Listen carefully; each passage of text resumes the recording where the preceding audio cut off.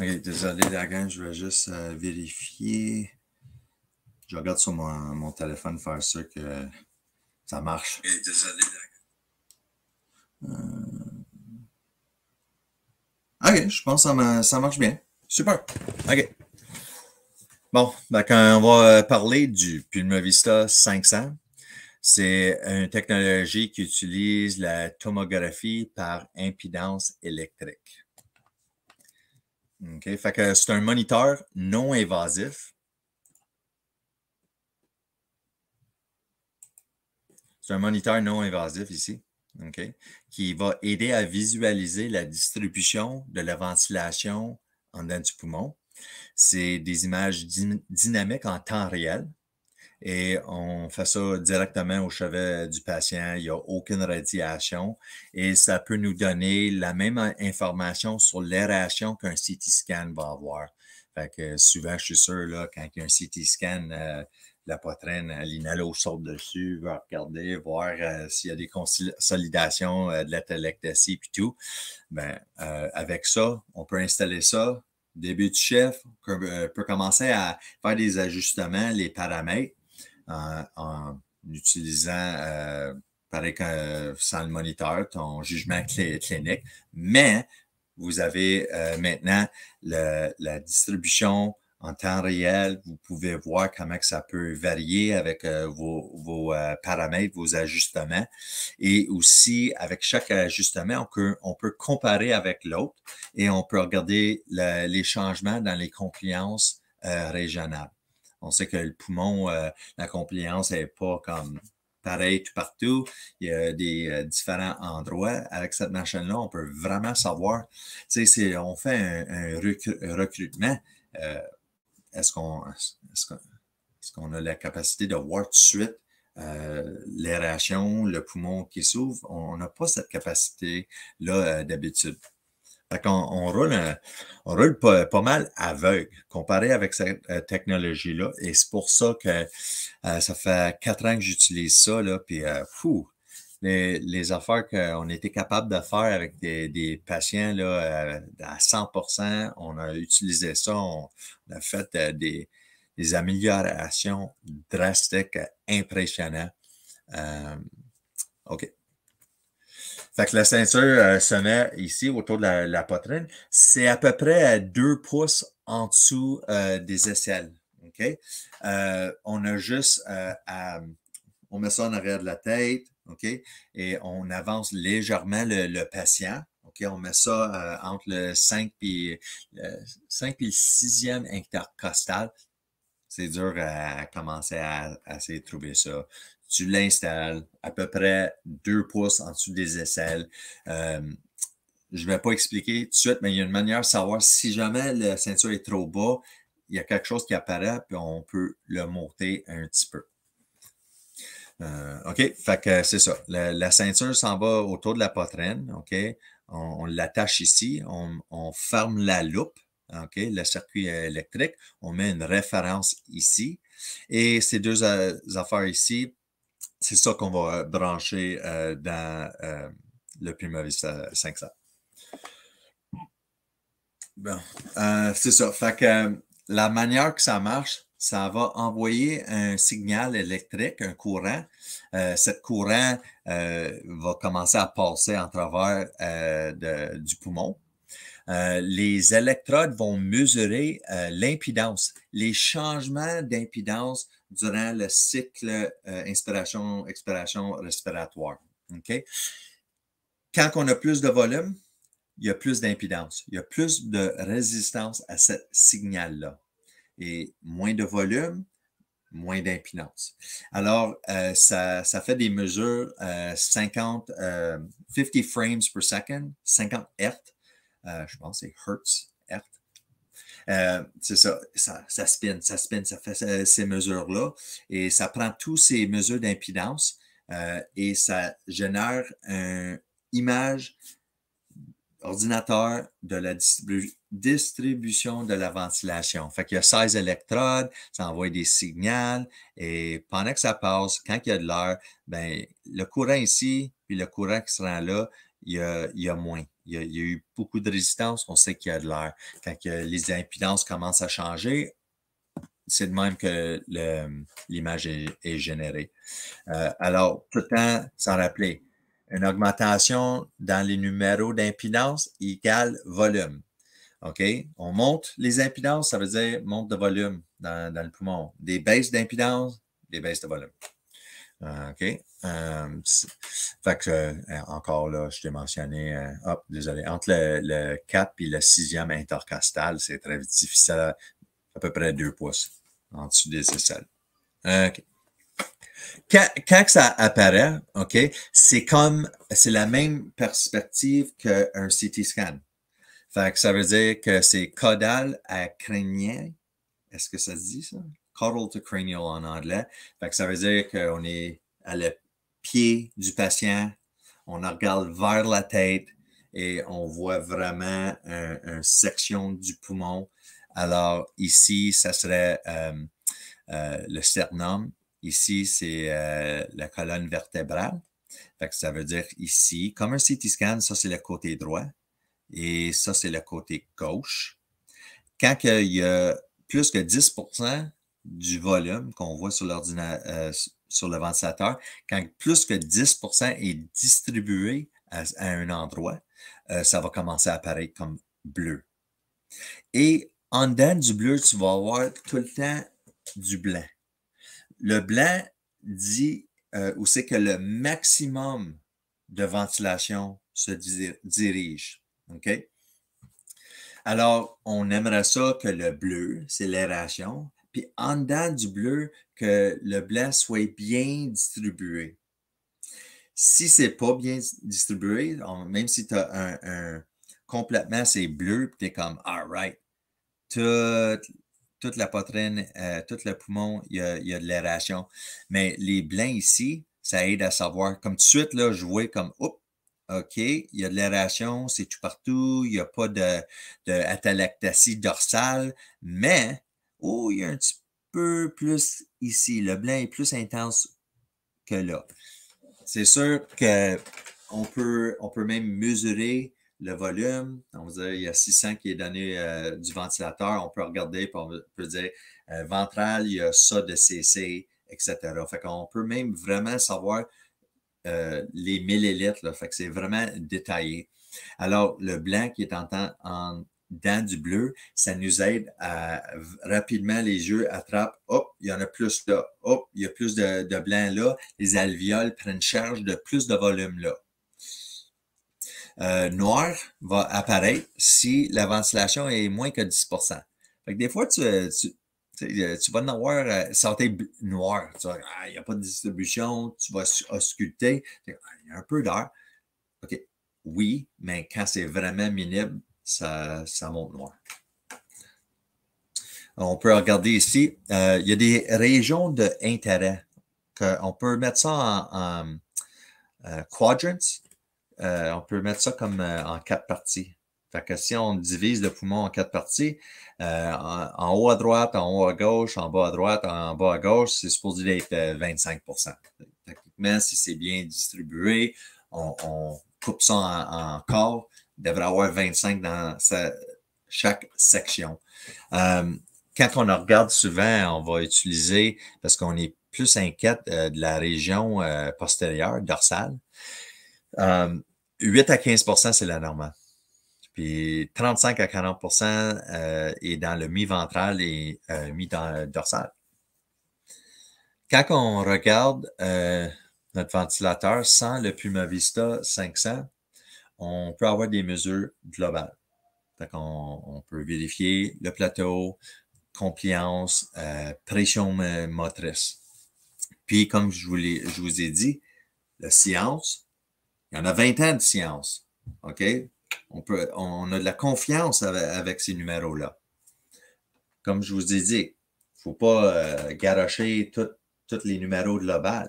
Il faut incorporer les numéros avec le moniteur et avec notre savoir clinique. Alors, on peut regarder ça. Moi, j'aime ça comparé à ça, OK? C'est-tu une glacière ou un glacier? iceberg. Je pense une glacière, tu mets de la bière. Une glacier. OK, anyway, ça.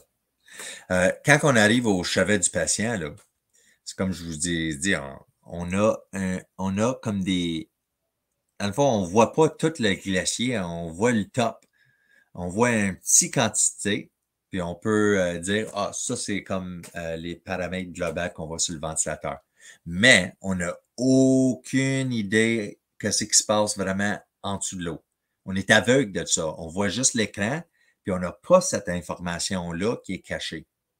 Avec le Puma Vista, c'est là qu'on peut avoir de l'information ici, en dessous de l'eau, les yeux d'un poumon. On est aveugle sinon. C'est comme un avion qui utilise l'instrumentation pour voler l'avion, puis il vole aveugle. Mais c'est ça, avec le Puma Vista 500, on peut incorporer l'information que tout le monde a d'habitude sans la machine, mais on peut rajouter l'information régionale. Techniquement, c'est une bonne exemple d'un poumon parce que ça serait l'information qu'on a du ventilateur. Ça, c'est l'info en dedans du poumon. Et si on avait une pression esophageal pressure, une pression ésophageale. Si on peut calculer the transpulmonary pressure. Bon, français est parti là. Si on peut mesurer la pression pleurale, aussi on peut faire le calcul de la pression transpulmonaire, ça se dit en français, transpulmonary pressure. Fait que là, anyway, fait que avec le Puma Vista, on a l'information régionale, puis on peut faire des mesures à la fin d'inspiration. On peut voir le volume avec, par exemple, des manœuvres de recrutement. Okay? On peut voir, là, on peut vraiment faire l'ajustement. Wow! On a ouvert une grosse section. Non. On a rajouté plus de pression. Ça n'a rien fait de bien. Les compliances ont baissé. Quand on rajoute la pression, les compliances baissent. Peut-être on est élevé. Aussi, on peut rajouter PEEP, n'importe quoi, pour une manière de recrutement à la fin d'expiration. Alors, on peut mesurer aussi le volume. Parce qu'on est capable d'avoir les mesures de compliance régionales, on est capable de faire des études PI. Fait qu'on peut faire, tu sais, 6, 8, 10, on peut monter ça. On peut faire les calculs de pression motrice, pareil comme le moniteur n'existe pas. Et après, on peut regarder le calcul du moniteur. On peut mettre toute l'information ensemble. Encore, faire une décision clinique. Okay? C'est un moniteur. Ça donne beaucoup d'informations. C'est très précis dans mon opinion. Très précis. Mais c'est un moniteur. Et c'est ça. OK, on y va la prochaine. OK, fait que ça ici, c'est le menu principal. OK? On fait la calibration, on pèse Start et c'est le premier écran qui apparaît. Qu'est-ce qu'on voit ici? Ça va être l'image dynamique. OK? À chaque respiration. Ça montre le dernier image. Fait que chaque respiration, ça va varier un peu. J'aurais dû mettre un qui est plus complet. Si jamais, on dit, je commence ici, j'ai l'intention de faire des changements. Alors, qu'est-ce que je vais faire? Je vais peser référence. Ça va barrer. Il va y avoir une image de référence. Là. Je vais refaire une image avec la référence. Fait que tu vois la dynamique. Tu vois la dernière impression de la distribution et après, vous allez voir la référence. Puis quand même, c'est une manière aussi sur cet écran-là, on peut comparer. Ici, ça, c'est les impidances, les mesures d'impidance, les courbes d'impidance électrique. Et comme je vous ai dit au début, l'impidance, volume, c'est la même affaire. On peut penser, impidance augmente, volume augmente. Alors, les courbes d'impidance sont, c'est en même temps que les courbes de volume quand tu es installé avec le ventilateur. Les régions d'intérêt, 1 à 4, 1 à 4, ventral ou antérieur, mi-ventral, mi-dorsal, dorsal ou postérieur. On peut voir les pourcentages. Bon, non, c'est vraiment pas un bon exemple. D'habitude, quand tu es attaché au ventilateur Draeger, tu es en communication avec. Tu peux l'utiliser aussi avec des produits, des ventilateurs pas Draeger, sauf que tu n'auras pas une câble de communication, tu ne verras pas les volumes, d'autres panneaux, tu ne verras pas les ajustements puis tout. Mais vous pouvez marquer ici, marquer un événement, Mark Event. Tu peux marquer ça, tu m'as marqué sur le papier, il faut que tu puisses suivre. Dans le dessus, j'avais dit ventral et dorsal, c'est 8 à 15 du volume. On va dire que c'est 500 ici. OK? Alors, tu peux savoir ici, cette région ici, tu peux savoir, on dit c'est 600, fait que c'est 600 fois 0.09. Fait que tu vas savoir que 9% du volume qui est montré ici est distribué ici. Après, tu peux le mettre en 4, en quart, et là, tu peux savoir le volume ici, et tu peux couper de l'autre manière, puis tu peux savoir le volume ici et là. OK? Fait que ça, c'est des pourcentages. La fréquence respiratoire. Pas mal ça avec cet écran-là. OK? Fait que dynamique. Vous avez l'image, le dernier image qui apparaît tout le temps. Vous avez les pourcentages. OK. 2 secondes. Je reviens 2 secondes.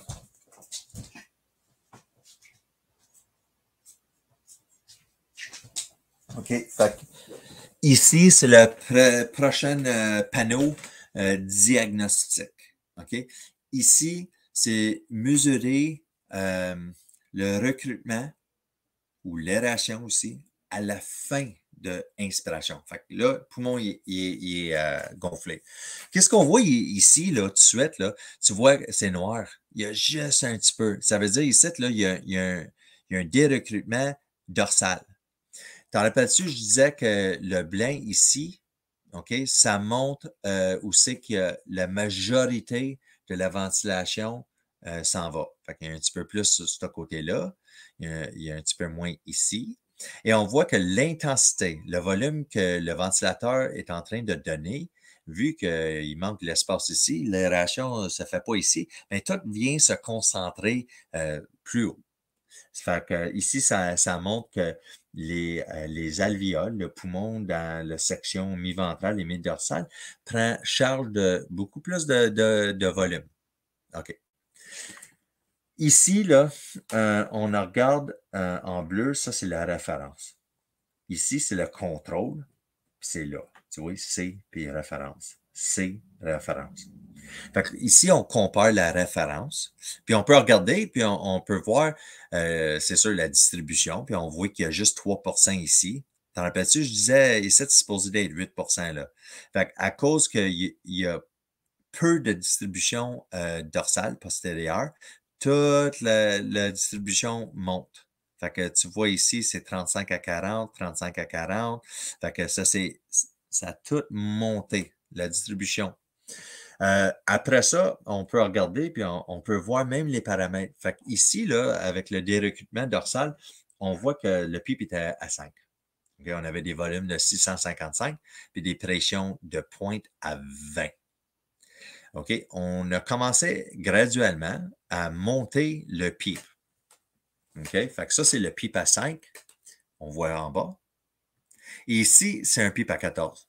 On n'a pas été de 5 à 14. On peut voir ici que ça, c'est le 5. OK? On a fait un manœuvre de recrutement. Et ici, c'est OK, le 14. Ici. OK? Après, ça baisse à 12, 10, 8, 6.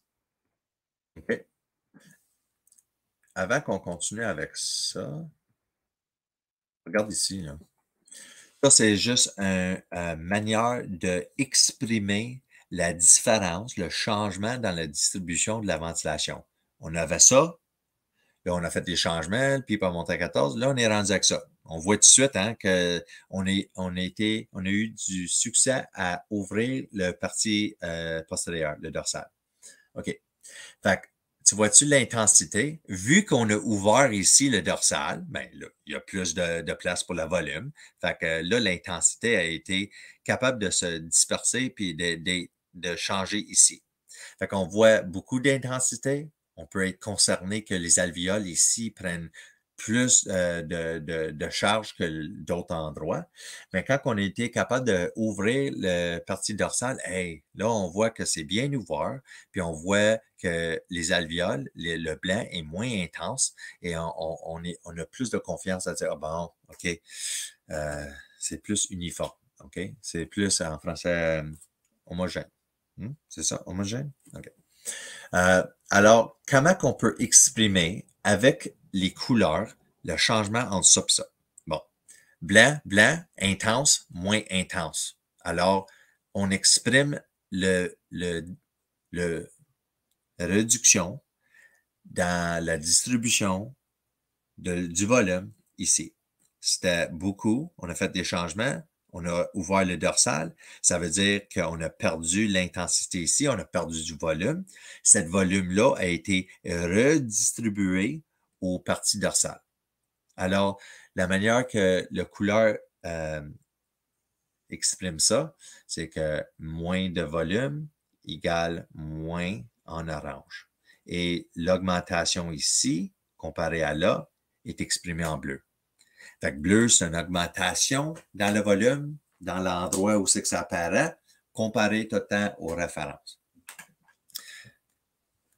OK? Fait que c'est ça. Le perte d'intensité est exprimé avec orange. On voit que quand on a monté le pic de 5 à 15, à 14, le région d'intérêt dorsal a changé de 3% à 12%. Donc là, on est rendu de 8 à 15, on est normal. Ici, c'est beaucoup plus proche à 35 à 40. Fait que c'est pas mal ça. Fait qu'on voit ici le 12 comparé au 3, on a augmenté la distribution.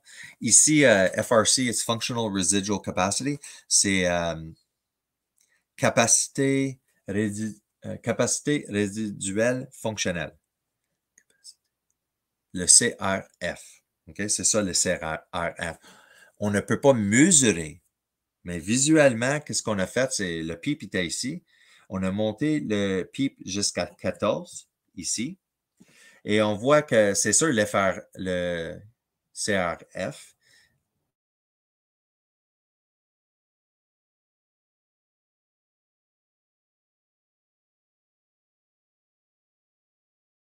Je vais juste vérifier, faire sûr qu'il n'y a pas de problème avec...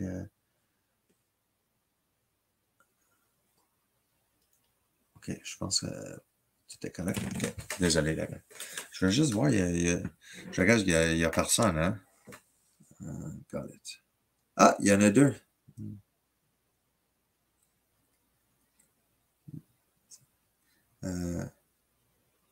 Si vous êtes inhalothérapeute puis vous êtes français de l'OPIC, vous faites partie du Facebook OPIC, dis salut dans les commentaires. Je veux savoir c'est qui. Si vous avez des questions aussi après la présentation, je peux vous pouvez embarquer. OK? Bon, allô, Darla Lama. Merci de venir m'encourager. Fais sûr de mettre un thumbs up. OK. C'est ça. Fait que ici, la référence, on peut bouger la référence, on peut bouger le contrôle, on peut comparer, présentement, on compare 5 à 14, on peut comparer 5 à 6, 5 à 8, 8 à 5, n'importe quoi. OK? Ici, on voit que le CRF a été monté par le pied. On voit que ça se maintient droit, les impidances. Quand les impidances se maintiennent droit, ça veut dire qu'il n'y a pas de recrutement, OK? Puis il n'y a pas de dérecrutement. Si les tendances s'en vont en bas, c'est un dérecrutement. Si ça s'en va en haut, c'est un recrutement. Et si ça s'en va tout droit, ça veut dire que ça a été monté, il n'y a pas plus de recrutement. On voit ici, quand on baisse à 12, ça reste assez proche. Et là, on baisse à 10, pas pire, pas pire. Mais ici, là, quand on est rendu à 8 puis 6, on voit que ça tombe. Là. Fait que ça veut dire on était ici des recrutés. On a recruté avec 14 et 12 le maintenant, était capable de le maintenir après le recrutement. 10 aussi, mais on s'en va en dessous de 10, là, 9, 8, 6, et on voit qu'on va perdre que c'est qu'on a recruté. Je vais... J'allais faire pipi. Désolé. Fait que je vais juste faire un autre...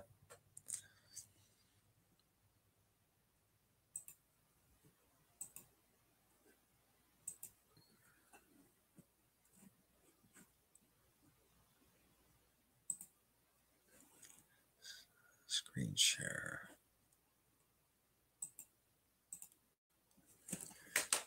Je vais juste... c'est comme un commercial, OK? On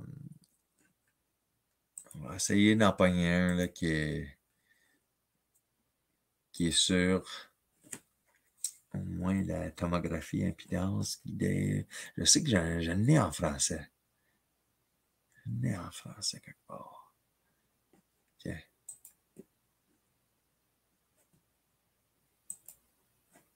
Pour 55% d'oxygène, mais on sature à 100, fait qu'on va être capable de sevrer ça assez rapidement. Une pression de pointe de 26 avec un pipe de 12. Alors, on va faire une étude pipe. On va augmenter le pipe jusqu'à temps qu'on se rend avec un P pression de pointe à 30. On va garder le même delta P, la même pression motrice. Fait qu'on a ici comme de base la distribution de ventilation.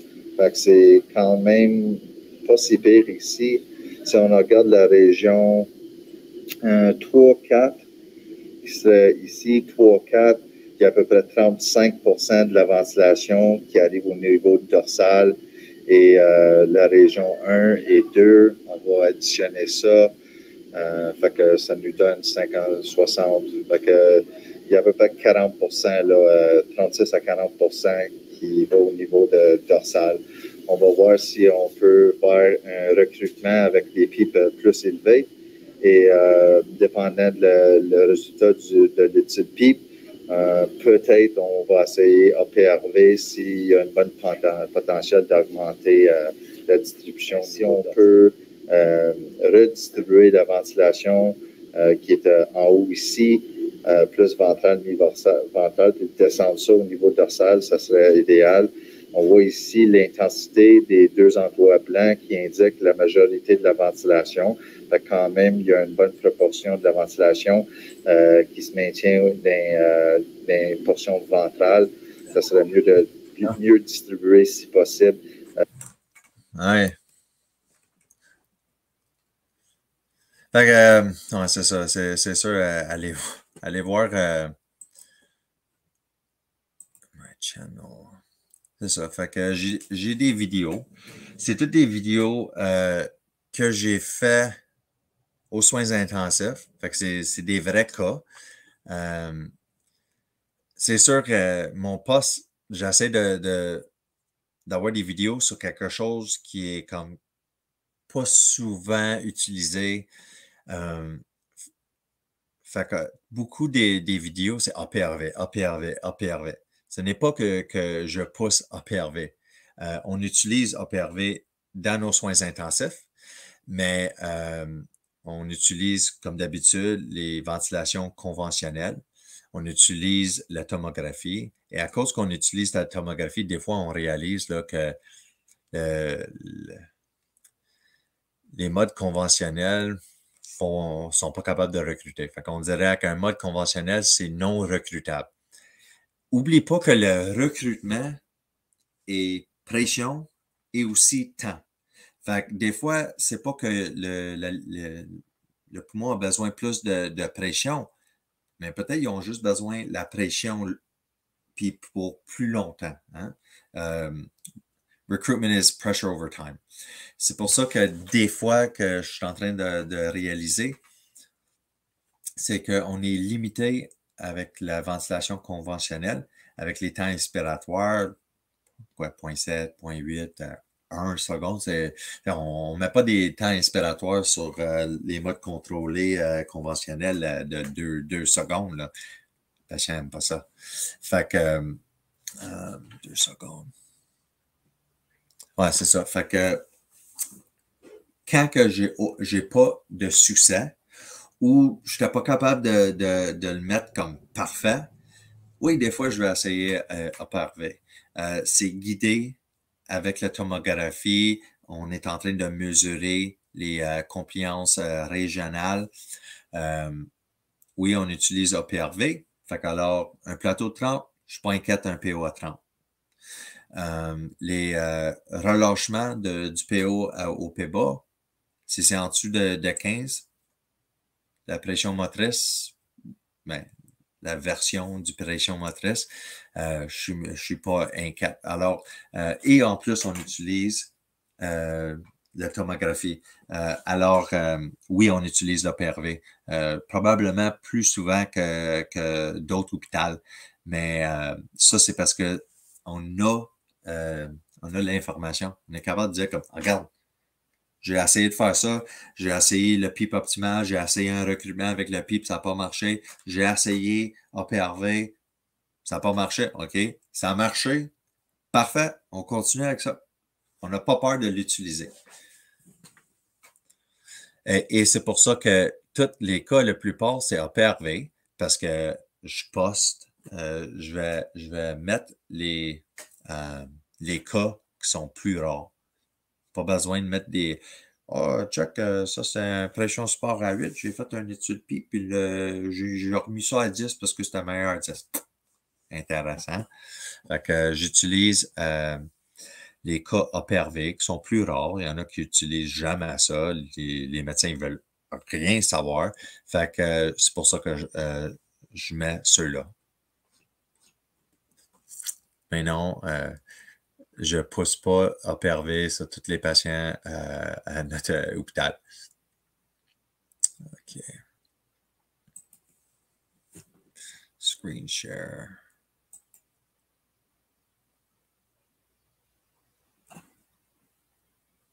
Deux secondes. Je veux juste faire sûr que... 2 secondes.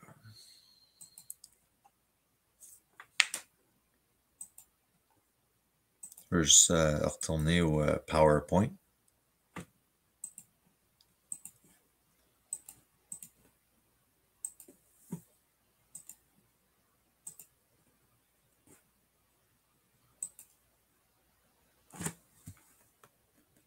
OK.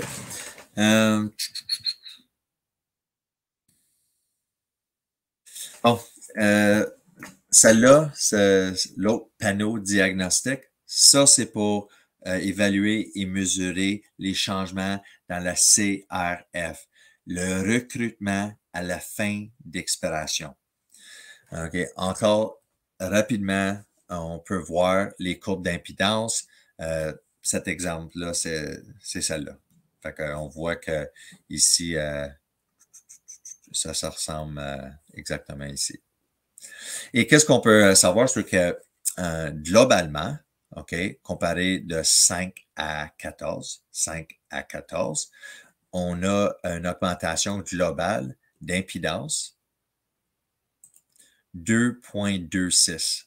Et si on regarde en dessous, ça dit les valeurs d'impédance multipliées par le volume global de référence, qui est 650. Si on fait 2,26 fois 655, c'est exactement en augmentant d'un PIP à 5 à 14, on a augmenté le volume ici de 1,4 litres, 1,5 litres, 1480. Fait que, on a augmenté artificiellement, dans le fond, PIP 14, PIP 5 à 14, c'est sûr qu'il y a une augmentation dans le volume à la fin de l'expiration. Et on peut voir ici, ventral ou dorsal, on peut multiplier chaque valeur pour savoir les changements qu'on a faits, comment ça a augmenté la capacité résiduelle fonctionnelle, pas seulement aux parties dorsales, mais au ventral à dorsal. Encore, on voit ici orange et bleu. Si on perdrait, si on serait en train de perdre le volume à la fin d'expiration, notre CRF est en train de réduire, on verrait, si on compare 5 à 14, on verrait orange. Comme on sait, on a eu une augmentation. C'est toutes des valeurs positives d'impédance. Fait que ici, ça me dit de 5 à 14, j'ai eu des augmentations ici de volume et ça a été dispersé bien. Juste un petit peu ici qu'on n'a pas eu. OK. Pas besoin de parler de ça. Et ça, c'est les études PEEP. OK. Fait que pour les études PEEP, si tu es branché sur le ventilateur, tu fais juste tes changements. Ici, on a été à 14, 12, 10, 8, 6. Ça, c'est le même exemple que ça et celle-là. Alors, on voit ici qu'on a fait 14, 12, 10, 8 et 6. Et on voit ici, ça dit CLHP, c'est en anglais, Compliance Loss High Pressure. Fait que la perte de compliance avec les PEEP plus haut. On peut dire aussi pression plus haut. OK? Quand on a une perte de compliance, puis ça apparaît orange, ça veut dire que c'est une perte de compliance dans la région ventrale. Ça veut dire, dans ta tête, une perte de compliance avec les PEEP plus élevés, souvent, ça va apparaître au niveau ventral, les zones plus compliantes. Ça veut dire que le PEEP, OK, à 14, OK, qui a ouvert le poumon, mais il y a une perte de compliance ici comparée au PEEP 5, OK, ici. Et cette valeur-là, ça veut dire le PEEP à 5, quand on a augmenté ça à 14, on a perdu 21% de compliance. Fait que ça veut dire de 5 à 14, cette région ici a devenu 21% moins compliant. Est-ce que ça veut dire le surdistension? Ça se peut, mais pas tout le temps. Mais encore, c'est un moniteur. Si on a des plateaux élevés, si on a des affaires que déjà sans le moniteur, on serait comme, ben là, après, on voit ça, c'est comme, ouais, ça nous donne encore plus de confiance, plus d'informations. Dire 14, c'est pas bien. Fait que là, on essaye 12, puis on voit que quand on a fait le PEEP à 14 jusqu'à 12, on voit que la compliance, comparée à 5, c'est 16% une perte de compliance dans cette région-là. Mais là qu'on a commencé à baisser de 14 à 12, il y a un petit peu de blanc qui apparaît ici.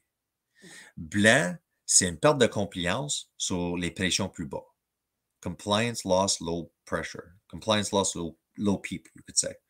OK? Fait que orange, on ne le veut pas. Ça peut nous indiquer la surdistension.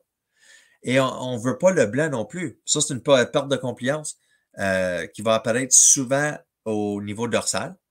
Et cette perte de compliance apparaît en blanc. Ça veut dire peut-être de l'atelectasie. Fait qu'on voit que 6, là, on a perdu beaucoup de compliance. On est 20% moins compliant ici. Et à cause qu'on a perdu la compliance au niveau dorsal, c'est pour ça que ça s'est fermé, ça. Et après 8, OK, 8, encore 10, 20, au moins, c'est 10% une perte de confiance, mais ça a quand même fermé, là.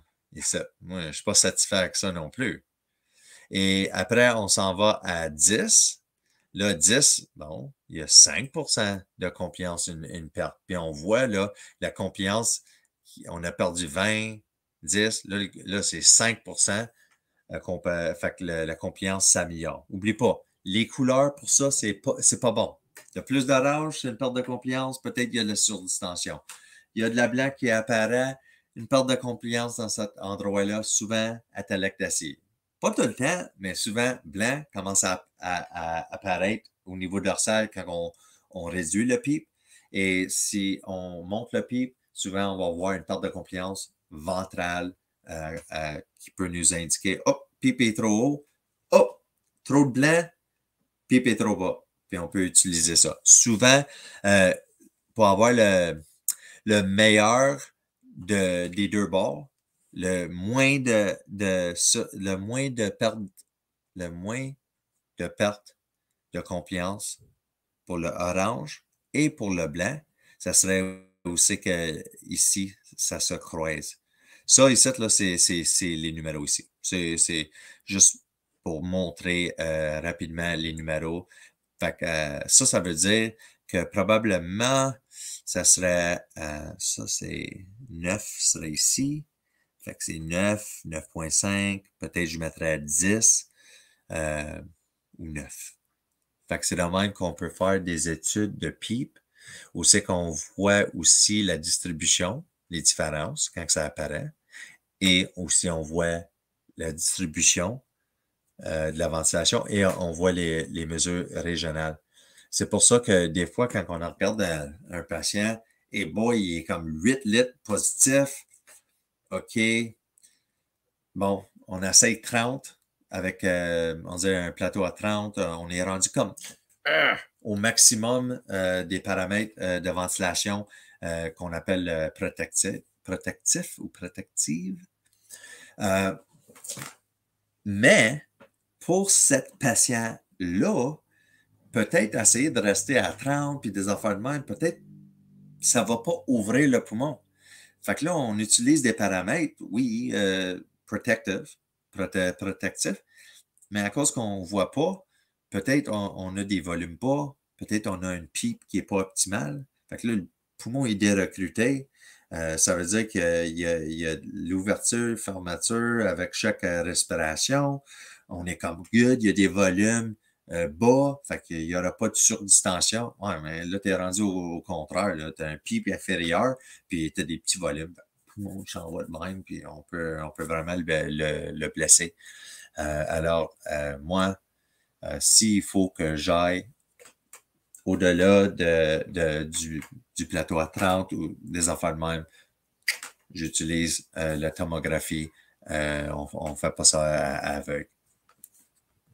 OK? Fait qu'ici, blanc, c'est possiblement de l'atelectasie ou un dérecrutement ou une perte de compliance au niveau de leur salle.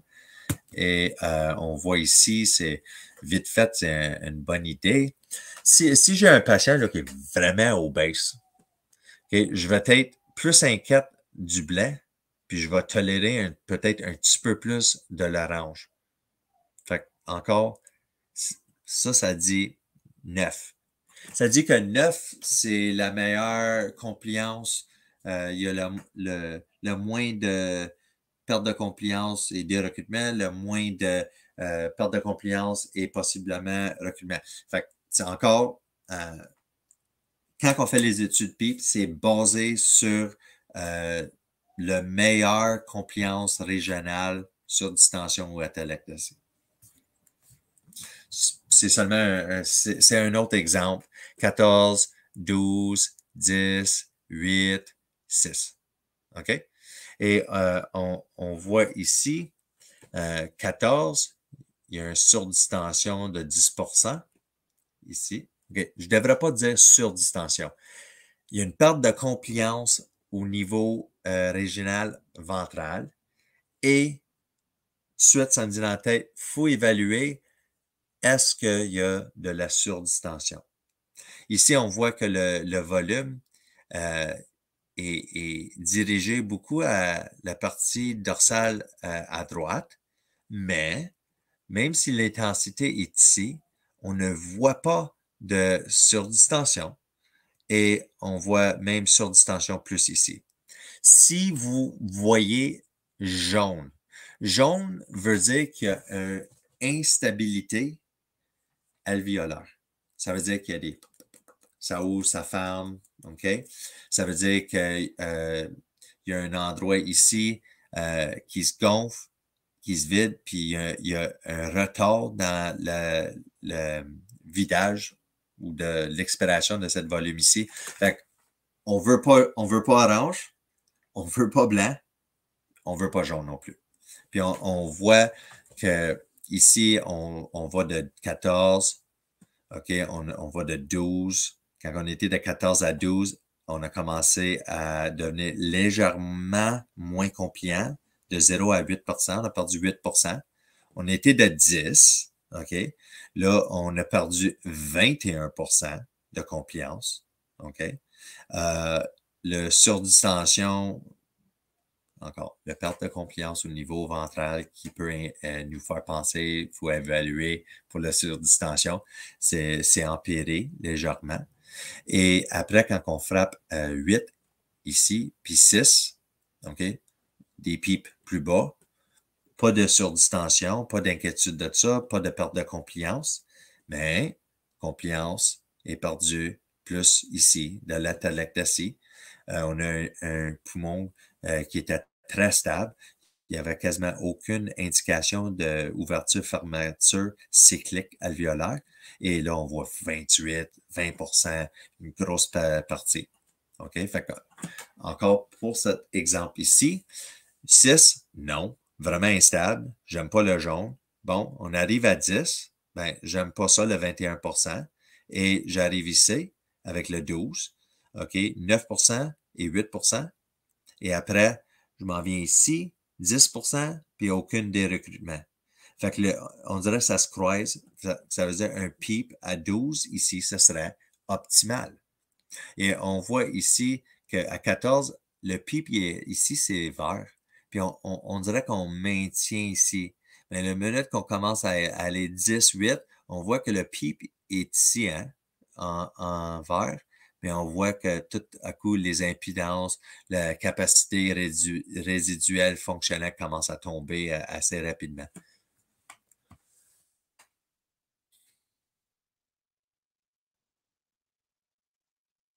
C'est la même affaire si on utilise OPRV. OK?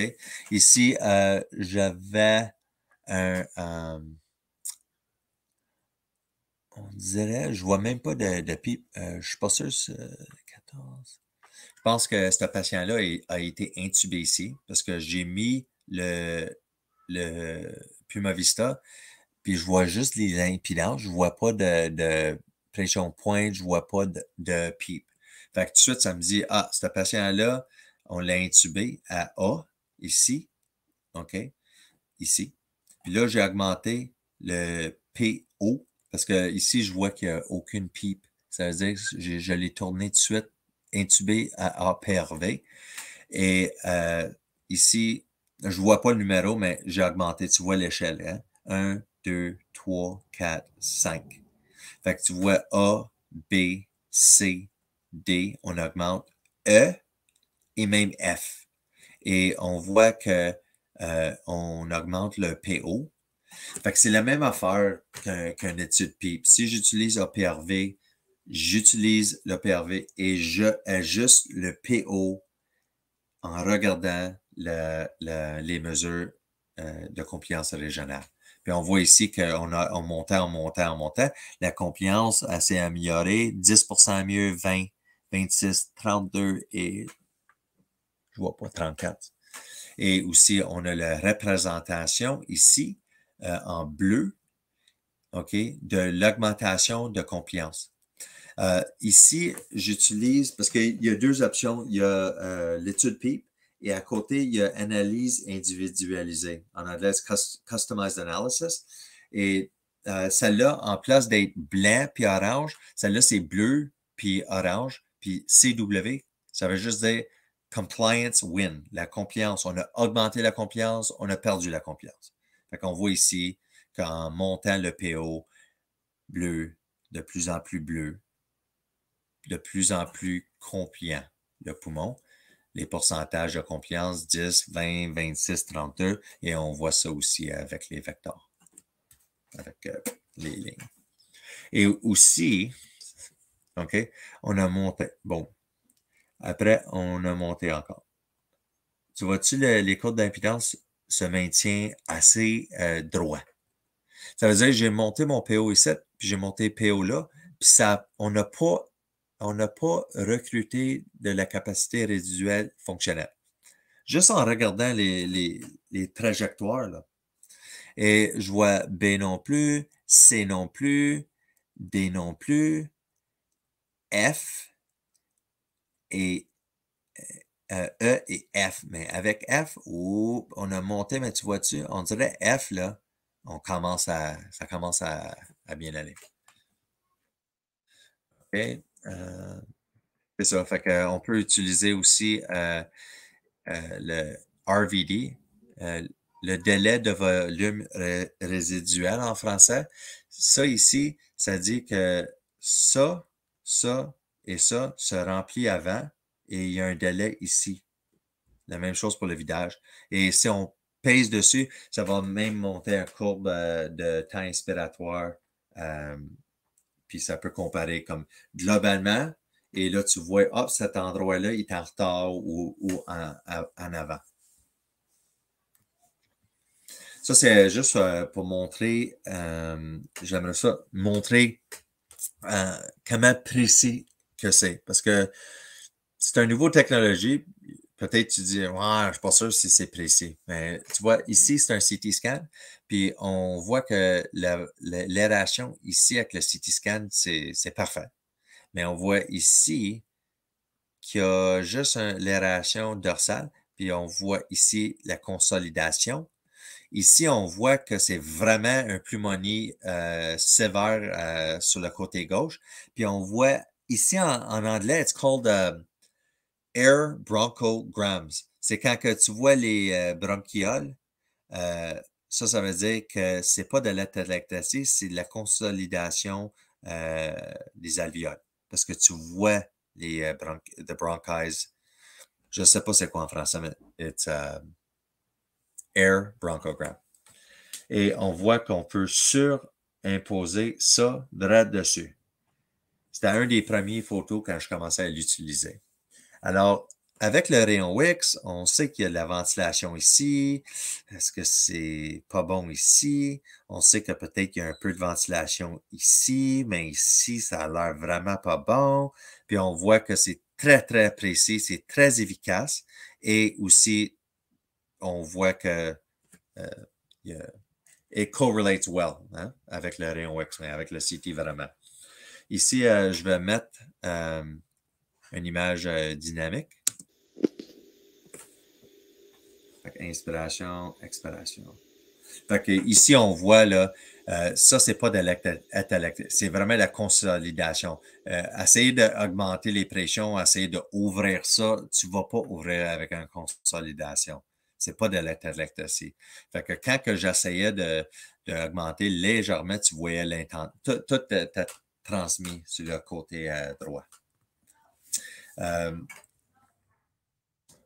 Malheureusement, quand on l'a débranché pour aller faire le CT scan le lendemain, ça s'est fermé. Puis tu vois l'évolution. Fait qu'on était là, ça c'est CT, on regarde très précis. Le lendemain, on voit CT scan, ça s'est refermé, puis on voit exactement, vraiment, vraiment, là, look at it. C'est jusqu'à ici, là. Tu le vois. Formidable. Ouais, j'adore ça. Un autre exemple ici, blanc, l'aération, tu vois, ici. Ici, là, quand que c'est mauve, c'est quand il y a de la liquide. Fait que ça doit être une consolidation. Il doit y avoir de consolidation, probablement une effusion pleurale cachée là-dedans aussi.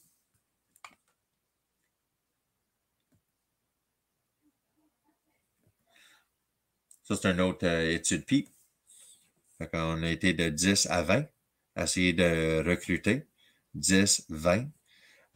Tu vois ici, de 10 à 20, puis de 20 à 10. Puis on voit ici, quand on augmente les PEEP de 10, 12, 14, 18, 20, on voit que le poumon est instable, OK, le jaune. Il n'y a pas de changement, on n'a pas gagné de confiance nulle part et on a juste empiré les affaires. Monté à 12, on est rendu 19% de perte de confiance, 27%, 36, 52%. Fait que de 10 à 12, notre poumon rendu à 20, on essaie de recruter cet endroit-là. On a un poumon 50% moins. Fait qu'on sait que le patient est non recrutable. Après, on a mis 12, 10, 8, on a baissé. Fait qu'on voit que quand on était de 12 à 10, puis là, tout à coup, 8 puis 7, il y a la compliance ici. Un petit peu le niveau ventral, ça s'est amélioré. Fait que encore, on voit que je veux pas ça. Je veux ça que ça soit le plus bas. Techniquement, ça serait ici que ça se croise. Mais je veux pas le jaune. Je veux que ça soit le plus bas. Fait que de même, ici, 19, la compliance est haut. 6, la surdistension est minime. Fait que ça serait 8 qu'on utiliserait. Ça, c'est, je vais te montrer rapidement. Ça, c'est APRV. Fait qu'on a la référence. Justement, ça, c'est celle-là. On a essayé de travailler, on a utilisé le Puma Vista, on a essayé tout ce qu'on pouvait avec le mode conventionnel de 10 à 20. Pas fait grand-chose de bien, mais on a vu tout de suite. OK, c'est pas bon. Après ça, on a ajusté ça à un PEEP de à peu près 8. Et après, on a dit, sais-tu quoi, on va essayer APRV. Ça, c'est vraiment plus une effusion.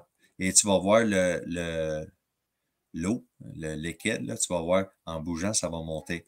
La raison, c'est que il y a la capacité, je vois l'aération des fois arriver ici, bang, bang. C'était un petit peu tout partout, mais ça ouvrait des fois.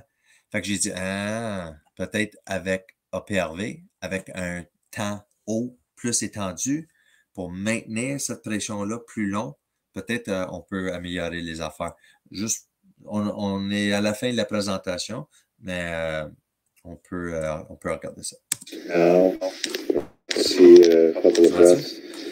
Does manage to open it up sometimes here and hold it. That could possibly be beneficial over time. Les fusions bougent. C'est incroyable. Puis on commence à être capable d'ouvrir, là. Check ça. Hein? Anyway. Fait que là, on est rendu avec ça, avec APRV. Fait que encore, il faut comprendre, par exemple, avec ça, écoute, on veut mettre le poumon dans l'endroit le plus stable. On a utilisé la tomographie. On a utilisé conventionnel. Ça n'a pas marché. Moi, je ne vois pas de problème à essayer APRV. En plus, on le fait guider. OK? Puis là, on essaie APRV. Puis on place le PO aussi avec une analyse individualisée.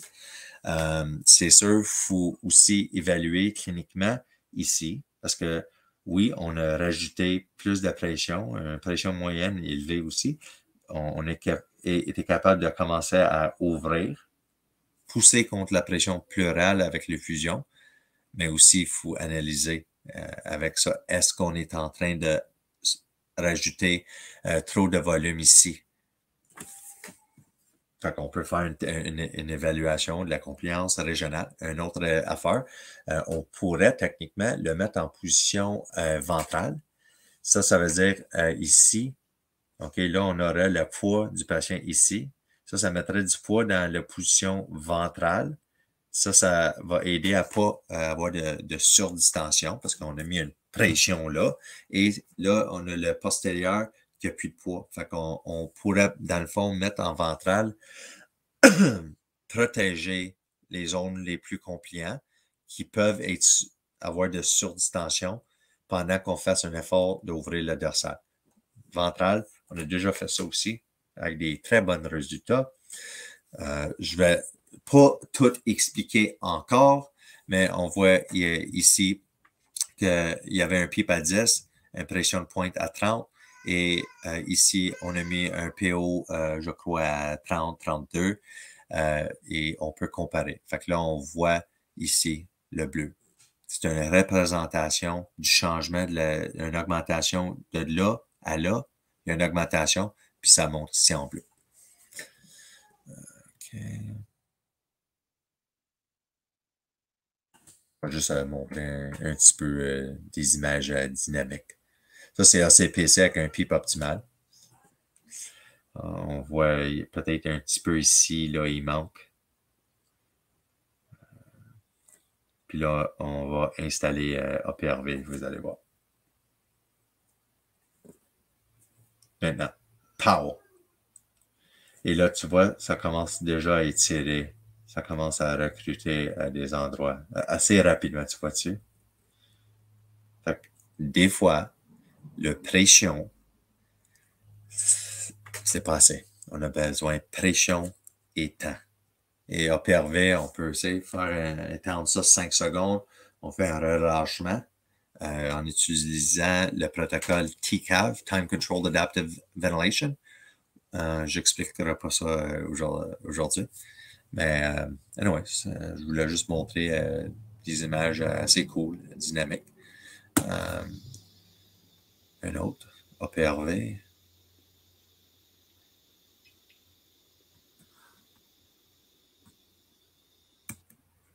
Ici, c'est une aspiration durant l'induction. Ça, c'est l'anesthésiste. Il avait pris des photos. Ils ont fait une bronchoscopie d'essayer d'enlever le plus possible. Fait qu'on a commencé avec ça, ACPC. On voit l'endroit dorsal, mi-dorsal a été atteint. On a essayé de mettre APRV. On a eu quoi, un petit peu d'amélioration. On voit le blanc qui se distribue un peu. Mais qu'est-ce que j'aimais pas, moi, c'était le blanc ici. Moi, avec l'effort d'ouvrir le dorsal, moi, j'étais inquiète de la position ventrale. Je voulais le protéger. Fait qu'on l'a mis à la position ventrale. APRV avec une position ventrale. Ici, on voit la ceinture. Et check la différence. ACPC, APRV, APRV en position ventrale. Fait avec la tomographie par impédance électrique, souvent, on va pas penser à mettre le patient dans la position ventrale quand on est vraiment à 100%, la saturation, le patient est avalé de mourir, ça va mal. Ah, on va le mettre en position ventrale. Non.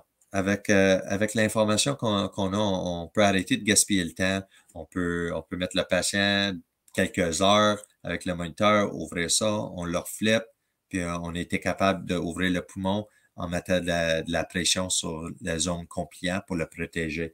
C'est cool, man. On flippe les patients, on est en train de OPRV. Je sais pas. Moi, je trouve ça vraiment le fun, notre hôpital. Fait que ça a été atteint là, en moins d'1 heure. Puis si on avait resté avec ça, là, je te garantis, on a eu des problèmes ici, on a eu beaucoup de... On a fait mal au poumon. On a été vraiment dans une position où c'est que la ventilation, c'est un problème. Et on s'est rendu à ça. Wow. When we were in the recovery room, having trouble with the dorsal region. And watch this. Boom. I love my job. It's down to 35%. We got a P-high of 18. Il était à 100%, ce patient-là, tout à l'heure. OK, la même affaire. Ici, on fait des efforts à recruter. On n'est pas capable de recruter. Perte de confiance. Dans le fond, on faisait des pipes, des PO à 36 comparé à 24. 36 était à peu près ici. Puis quand on baissait à 32, on pense que ben là, c'est plus protectif. On était ici, on était dangereux. Mais là, on est ici, c'est bien. Non. Ici, c'était bien. Ici, quand on commence à approcher des plateaux, des PO en dessous de 30, les affaires s'empirent.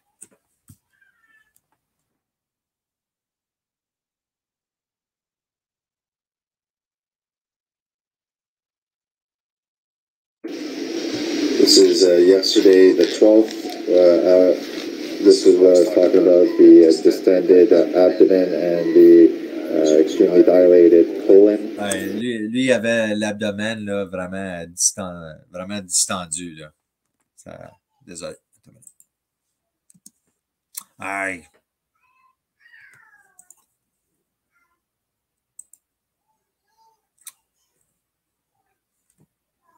Désolé. En train de peser plein d'affaires, j'ai aucune idée de ce que je fais. Current slide. All right. This is yesterday, the 12th. This is what I was talking about, the distended abdomen and the extremely dilated colon. So we see that this is a patient when the patient's on a supine position, and you can see due to that increased pleural pressure and a complete elimination of aeration at the dorsal region. So we decided to flip the patient at the end of the shift. And here we are this morning, finally, with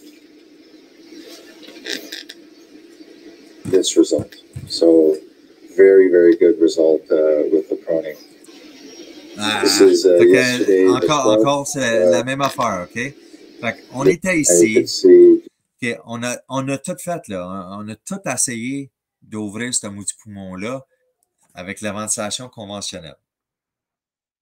On a essayé. On a essayé d'ouvrir le poumon. On a monté ça à 40 même. A, B, C, tout allait bien. Dans le fond, c'est quand on a frappé 30, 28, 26 puis 24 que la confiance commençait à s'en aller. Une perte de confiance ici.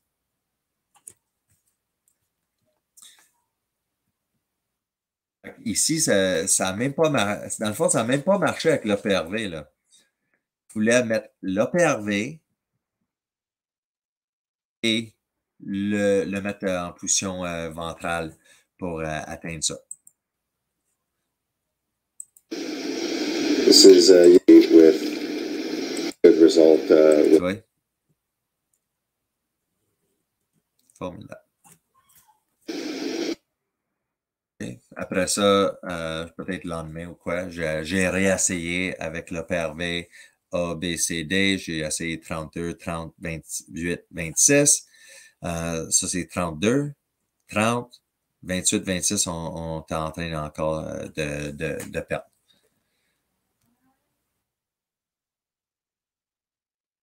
Je pense que facile, la gang. Je vous ai montré une bonne quantité. Je pense que c'est vraiment un bon introduction pour la Puma Vista 500, la tomographie.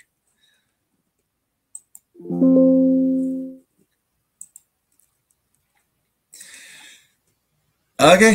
Pas mal fini. On va arrêter ça là. Ça a l'heure. Fait que je vais continuer à faire des live streams, des vidéos en direct. J'espère que plusieurs Inhalo ils vont venir ici. Si vous avez quelque chose à présenter, laisse-moi savoir. On va en choisir une soirée, puis on va faire ça en direct. Puis le monde, on peut poster ça sur le Facebook OPIC. C'est le fun. Commencer à avoir une place que les Inhalo peuvent parler, peuvent s'exprimer. That's it, that's all. Bye la gang.